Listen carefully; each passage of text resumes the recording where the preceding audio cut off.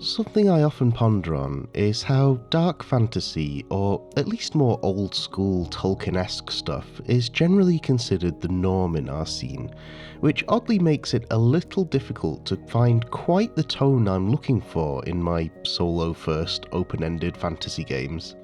That's at least one reason I've gotten so attached to Midnight Muscadines recently, which does give me that vibrant, diverse and colourful experience I yearn for. And because I keep going on about things like that, I was really happy to hear about and to get a sneak peek at Crossed Path's upcoming blue sky fantasy game, Legends of Akeroth, Songs of a Lost Age. Now, before going any further, I do want to stress that this is nowhere near a finished product.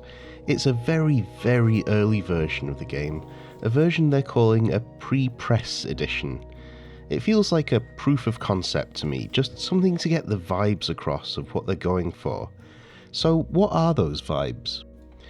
Well, we're stepping back into the world of Akeroth, the same universe as Brambletrek and Draconim, only this time we're focusing in on the region of Urwick, and emulating the feel of classic JRPGs, particularly SNES era games like Dragon Quest and Chrono Trigger.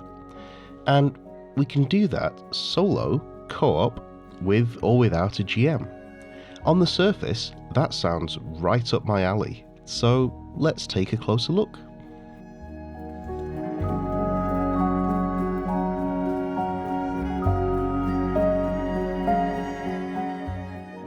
So again, I should stress that this is not representative of the final product, but there's already a clear art direction with bold primary colours that I wouldn't say is my favourite style, but is definitely reminiscent of those 90s JRPGs. I imagine the layout will change, but there's already some fun visual flair, like this Kroken character who has little tips or FAQ answers, and pixel art icons for gear. I won't spend too much time dwelling on the presentation of an unfinished product though, so let's move on to the world.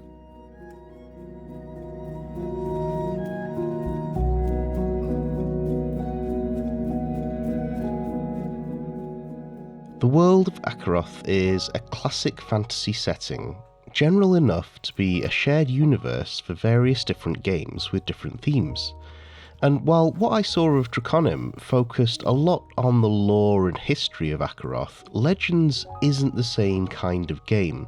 It's not going to bog you down with exposition, rather let you discover and create the region of Urwick as you go, giving you only the minimum amount of lore to spark your imagination.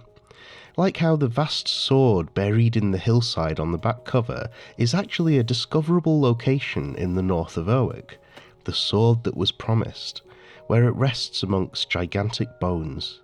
As you travel, you might get clues and hints about this sword, its owner, and the bones on the hills, and what it might imply about Urwick's past. I'm guessing that lore will get expanded on as the project progresses, but for now, the game basically just gives you this map of the region.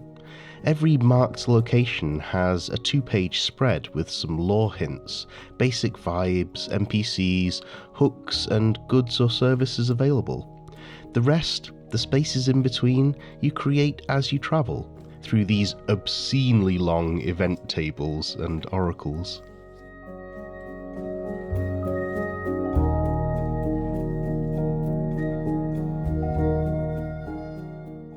We're using the same 6 attributes in Legends as we did in Draconim: body, gods, mind, shadow, soul, and world, which honestly makes me think about how attributes and names in a lot of games are very arbitrary, But regardless, like in Draconum, we're assigning numbers of d6s to our attributes. The real meat of customization comes from your class choice, where you get some starting hit points and spirit points to power abilities.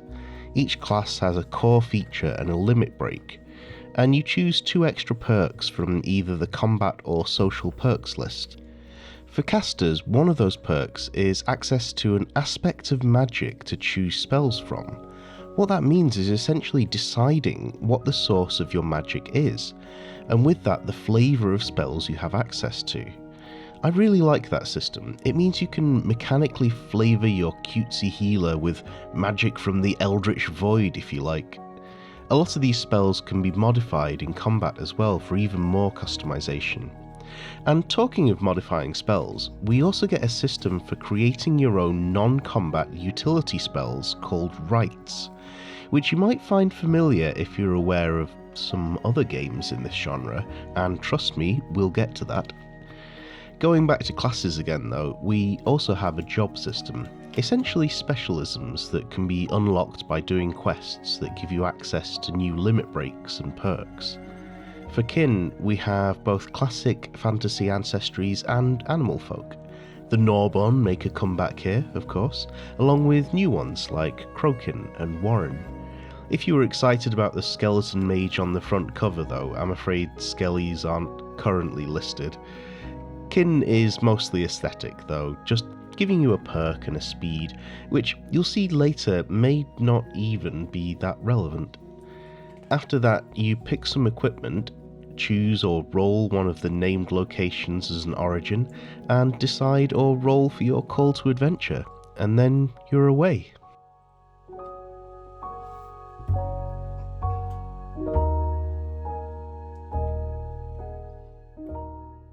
There's quite a lot going on gameplay wise, so bear with me here while I try to parse it together. Something neat and JRPG-like that you might start with is an adventuring guild. These are really fun and one of the highlights of the game for me. You can generate a guild with some quick tables and end up with a hearth to return to, a hangout spot for roleplay and a band of comrades. Your guild actually levels up as you play, letting you choose from various perks, which is really neat. Something else they do is act as a source of companions, or waymates as the book calls them.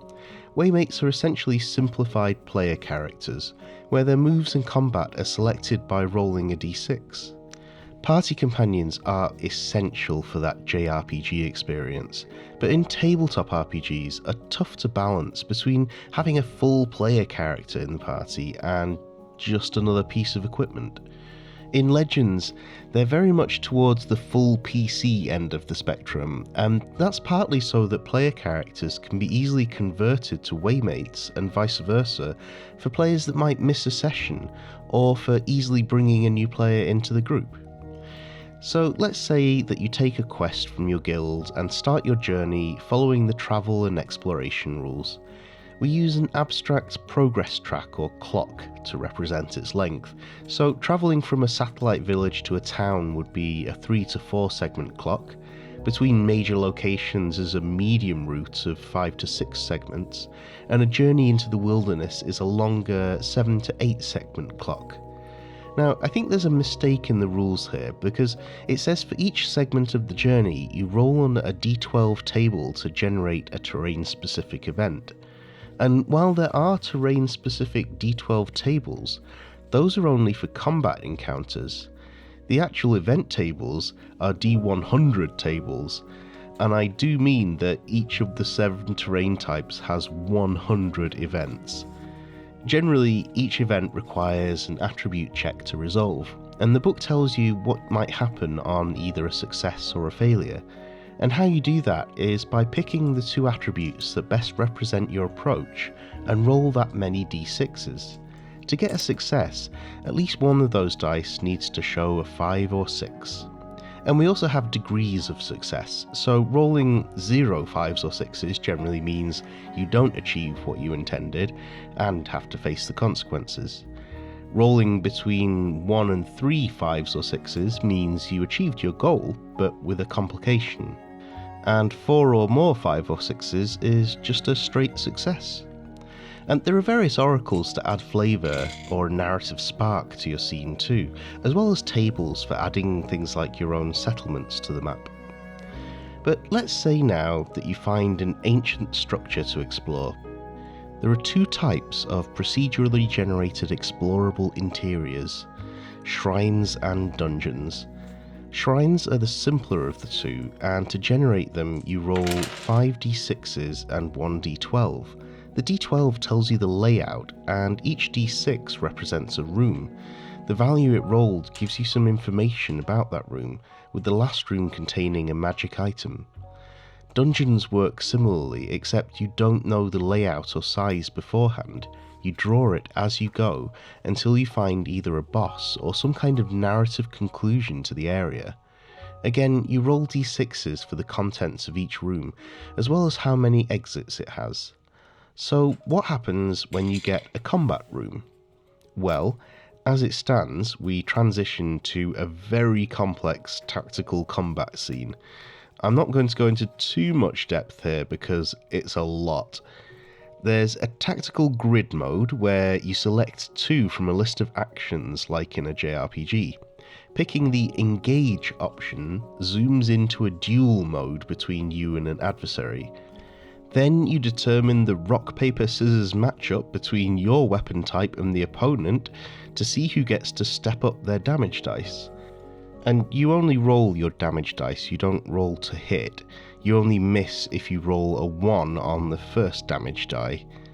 But then you need to take into account damage type affinities and the defense value of the target, which absorbs damage until it breaks for 1 round before recharging. Once that's resolved, your target gets a counterattack, assuming they're within range, and you'll also need to keep track of 15 different conditions and how many rounds have passed for your limit break, and then you'll need to track tempo, where you can wave your actions to build your power and unleash it in a burst later. Frankly, it's too much to keep track of, especially in solo play. Now, there is a simplified version that does away with the tactical grid in favour of zones, but currently it just doesn't work with some other aspects like the spell customization, and some things don't work at all, like how a lot of abilities and spells grant cover, but I couldn't find any explanation of what cover does. And to be honest, I'm not sure I want to add another layer of complexity. So combat, I think, needs a lot more work at this stage. Talking of which, there is one more page of gameplay mechanics I want to mention here that simply isn't connected to any other system, and is quite easy to miss, and that's melodies. Melodies are powerful musical phrases that go beyond magic and can be learned from spirits, dragons, or perhaps ancient inscriptions, granting special abilities regardless of class or kin, kind of like shouts in Skyrim. There's something odd about this page in that it seems quite important to the lore of the world, but isn't given any weight in gameplay. I suspect it's even part of the original identity of Legends of Akeroth, explaining its subtitle, Songs of a Lost Age. It's a little sad to see that unique identity buried here, because that sort of thing can really set this game apart from, well, let's get into that.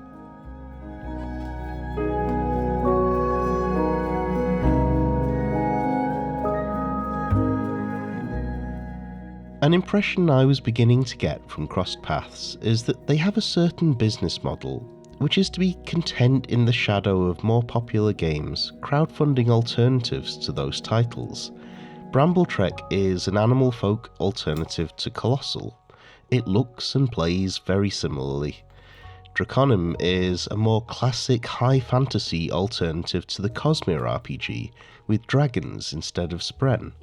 And now we have Legends of Akeroth, presenting itself as an alternative to recent successors, specifically Fabula Ultima, and perhaps Twilight Sword too. There's no doubt Legends of Akeroth has a similar look to Twilight Sword, and it certainly draws mechanical inspiration from Fabula Ultima. And here's an example: hero points. These are a narrative meta-currency that you gain from role-playing, and can spend to do things like aid an ally, re-roll a check, or alter the narrative. You might recognise this as very similar to the Fabula Point system in Fabula Ultima, but what made the Fabula Point system so compelling was how it was woven mechanically into every part of the game. The bonds and identities you could invoke, the XP system, the rolls of the dice, dropping to 0 hit points, and, of course, villains. And it's that system that gives Fabula Ultima the bright tone to its fantasy, not the words on the page, but the emotions evoked by the rules. In Legends though, hero points feel a little tacked on, very easy to miss, and to be honest, wouldn't change the gameplay much if you did miss it.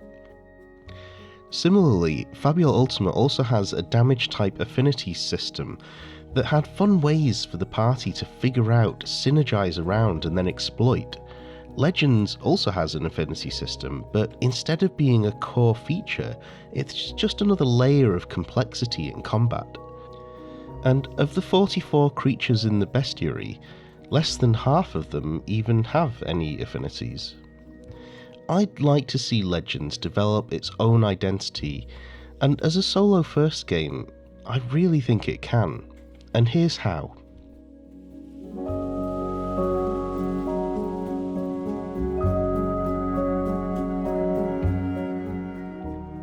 It can be tough to preview projects at this stage. I have to be honest about what's in front of me, while also respecting that this is an extremely early pre-press release. I want to understand where the development is going and what obstacles it has ahead of it. I know though that Ash of Crosspaths is very open to feedback and even asks for my notes and suggestions. So here's what I'm planning to say, the direction I personally would like to see Legends go. I'd like to see combat streamlined so that there aren't as many phases or things to keep track of. I do think less might be more here. Video games can crunch numbers and keep track of conditions for you, so you need to reduce that cognitive load for the tabletop if you want to emulate that gameplay. The adventuring guilds are brilliant. I'd love to see that concept expanded as a core USP, with things like ways of generating quests that get more epic as the guild levels up, multiple branches, rival guilds, faction wars, main storylines, that kind of thing. Adventuring companions are brilliant too, and a necessity for this kind of experience. I'd love to see more expansion in that area. I think they could benefit from things like stat block templates, so you don't have to create your own. Perhaps a party section on the character sheet, rather than their own separate sheet, and maybe personal quests to really bring them to life. The dungeon and shrine generators are pretty neat and feel fairly intuitive, but they could do with a bit of work on the page layout to be more easy to follow while playing. And whatever that original spark of an idea was that gave us a couple of pages on melodies and the game its subtitle, Songs of a Lost Age, that should be a focus, felt throughout the book and the stories, giving everything a feeling of discovering and attuning to the ancient rhythms and melodies of the world. Because that kind of thing would elevate Legends beyond being like a solo plus Fabula Ultima and into having an identity, one that no other game can take away.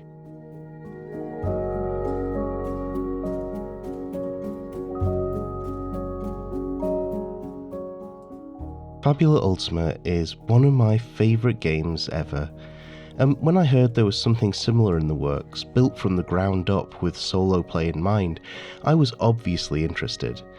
And like I mentioned, I don't just want an alternative, I want a game with its own thing going on.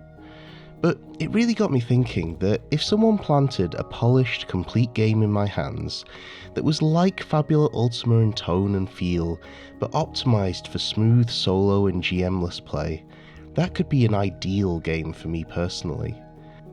And while I was thinking about that, Ash from Crosspaths contacted me, asking for feedback on what I'd seen so far, and he also asked if I'd be interested in doing some design work for the game.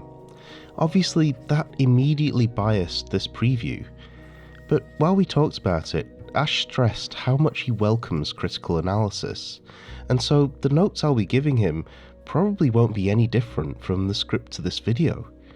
And on my end, I thought about that offer a lot, even trying to delay talking about it until I'd finalised and published this preview. But in the end, I decided, why not just be open about it? So I don't know a lot of the details just yet, but I'll be as transparent as I can. And that starts with saying, I think I'd really enjoy working in some small way on this game, whatever I might end up contributing. So I said yes. Is Legends of Akeroth my ideal game? No, not right now. But I'm really excited to find out where this journey goes.